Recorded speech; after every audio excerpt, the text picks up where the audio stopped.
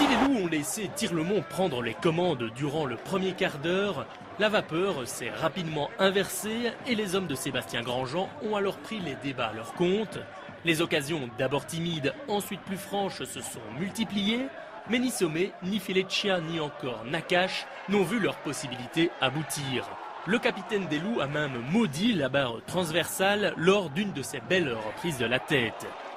Les Loups ont également froncé les sourcils lorsque l'assistant a levé son drapeau pour une position de hors-jeu de Felecia qui semblait quelque peu discutable.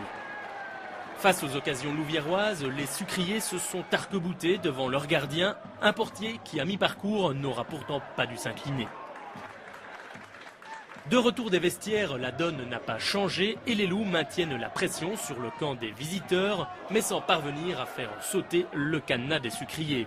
Et pourtant, ce n'est pas les occasions qui ont manqué, mais la transversale pour la deuxième fois, et le gardien adverse en ont décidé autrement, tout comme l'arbitre qui aurait sans doute dû accorder un pénalty aux Loups. Et que dire encore des innombrables phases arrêtées louviéroises, malheureusement trop souvent peu source de danger. Au final, les Loups clôturent leur premier match de l'année sur un nul blanc, un point insuffisant dans leur course vers le titre. Pourtant, c'est un entraîneur satisfait qui a répondu à nos questions à l'issue de la partie. Aujourd'hui, que dire? Simplement la faute à pas de chance? Bon, pas de chance, oui, parce que quand même 2 lattes et un pénalty non sifflé, donc ça fait un peu beaucoup dans un match au sommet pour le gagner. Je crois que les garçons ont fait un gros match. Tout simplement, grosse débauche d'efforts, qualité, on a débordé, on a centré, on a amené le ballon dans le rectangle, on a été gagneur, dominateur dans les duels.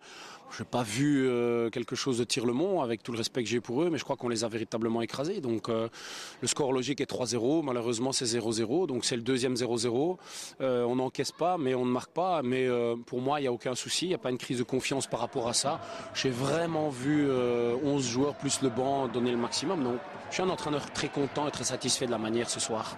On sait que tous les points sont importants et que fatalement un point pris seulement face à Tirlemont, d'autant plus à domicile, c'est insuffisant par rapport à Bocholt et Virton et par rapport à la lutte pour le titre. Combien de matchs reste-t-il?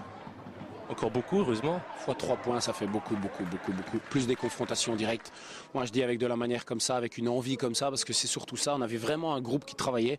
Il n'y a rien à dire là-dessus. Oh, oui, on aurait pu marquer, mais les circonstances n'ont pas été favorables pour mes joueurs et c'est la seule chose que je déplore ce soir. Vous savez que faire? J'ai 2 solutions. Soit on met la latte un petit peu plus haut, ou soit on demande à l'arbitre de siffler le penalty et on gagne le match. Donc on n'en parle plus parce que si on avait marqué 1-0, on en aurait mis 3 ou 4. Donc voilà. Et toutes les équipes nous attendent. Voyez aussi comment les équipes adverses jouent. On avait un Tirlemont dans son rectangle et qu'est-ce que vous voulez faire de plus? Oui, n'oublions pas qu'au niveau offensif, on va encore récupérer Salou, on va encore récupérer Jérémy Lempereur qui va venir. Donc on a une équipe qui commence à devenir très costaude. On va voir, confiance, calme, sérénité. Ce soir, je suis content malgré ce point, on méritait les 3, donc je suis satisfait.